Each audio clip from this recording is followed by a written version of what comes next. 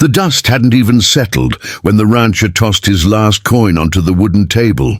The barkeep watched, eyes wide. No one in Red Hollow ever saw a man spend his life savings on something he didn't understand. But Daniel Graves wasn't looking for reason, just silence, maybe peace, though neither had followed him since the war.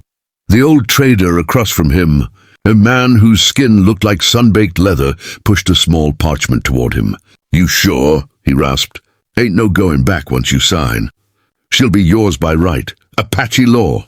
Daniel nodded, his jaw tight. "I'm done sleeping alone with ghosts." The trader's grin was half mad. "Then she's yours, cowboy. The chief's daughter. The debt's paid."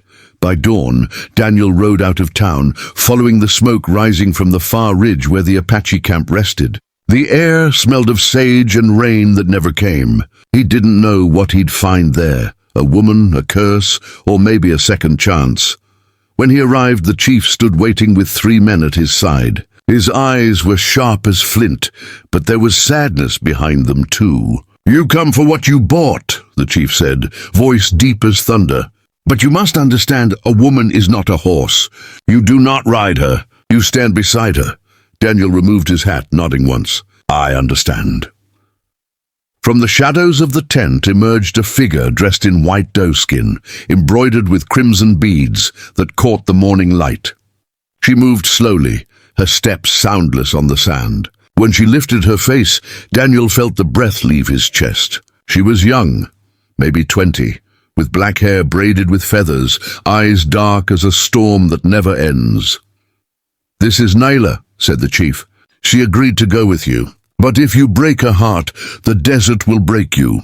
Nyla's gaze didn't waver. She studied him, not like a bride, but like someone looking at her fate and weighing it carefully. Then she spoke, her voice low and steady. "You paid for me," she said. "Now do it." Daniel froze, unsure whether to speak or move. "Do what?" She stepped closer, stopping only inches from him. "Do what men do when they take something they think they've earned. But remember, I'm not afraid." Her words struck like a whip. The men behind her said nothing. Even the wind seemed to hold its breath. Daniel turned away, his jaw tightening. "I didn't buy a slave. I bought peace." Nyla's voice softened, but her eyes did not. "Then you came to the wrong place, cowboy. Peace died out here a long time ago."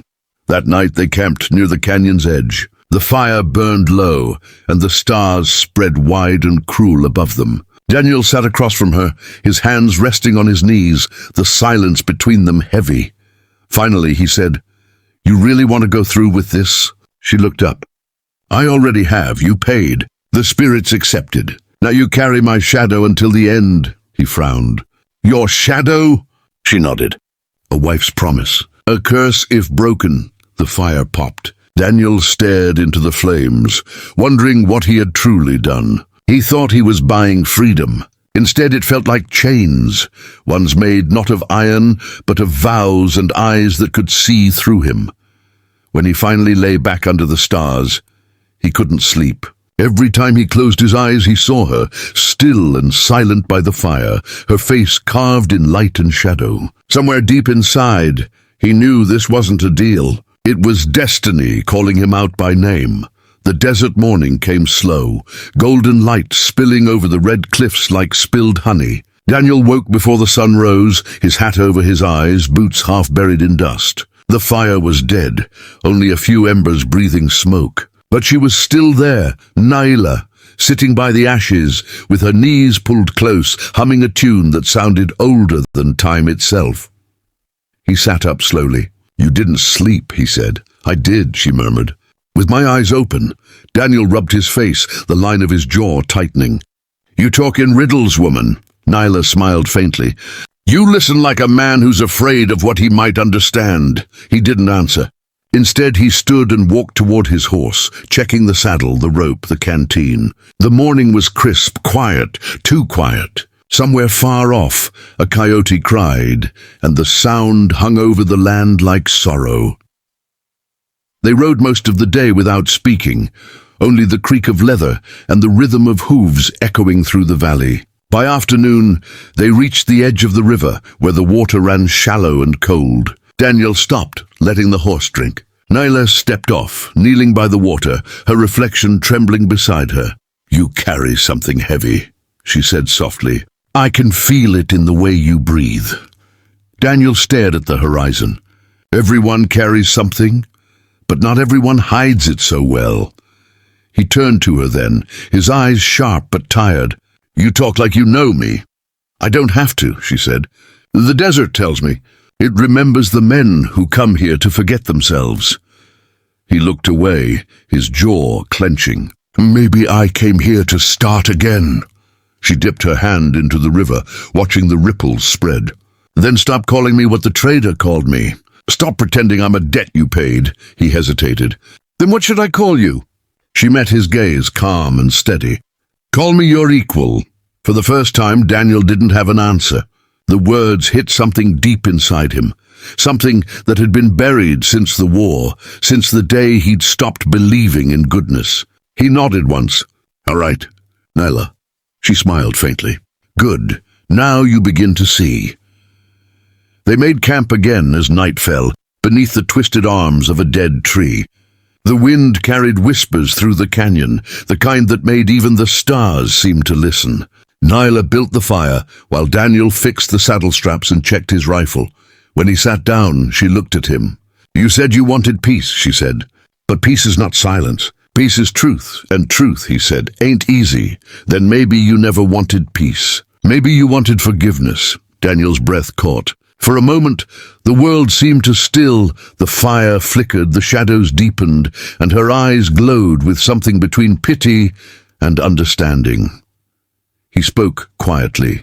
"There was a boy out near Wichita. He ran into a fight he shouldn't have. I was the one who pulled the trigger. He couldn't have been more than 16. Nyla didn't flinch. "And now you carry him." "I carry the sound," Daniel said. "It never left." She nodded slowly. "Then you'll never find peace until you forgive the man who fired, not the boy who fell." Daniel stared into the flames, his throat tight. "You talk like you've known loss." Nyla's eyes softened. "I've known nothing else." Silence stretched between them, the kind that doesn't break. It breathes. The night was deep, endless. For the first time, Daniel looked at her not as something he'd bought, not as a ghost in a trade, but as a mirror of himself. When the fire died low, she whispered, "Sleep now. Tomorrow we go to the Hill of Ashes. There, the old ones decide what you carry forward, and what burns away." He lay down slowly, the earth hard beneath him, the stars endless above. For the first time in years, he closed his eyes, and the ghosts didn't come.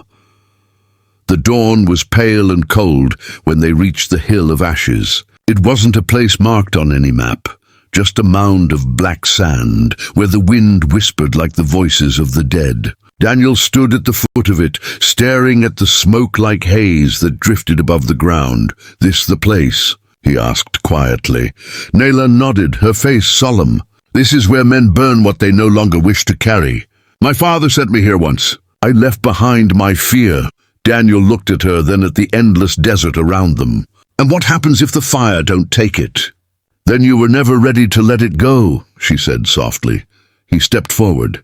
Every footfall sank deep into the ash, each one heavier than the last. When he reached the top, he saw remnants of old fires, charred sticks, pieces of bone, feathers turned to dust. He swallowed hard.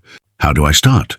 "Speak it," Nyla said from behind him. "Let the desert hear your truth. Only then can it decide what stays buried."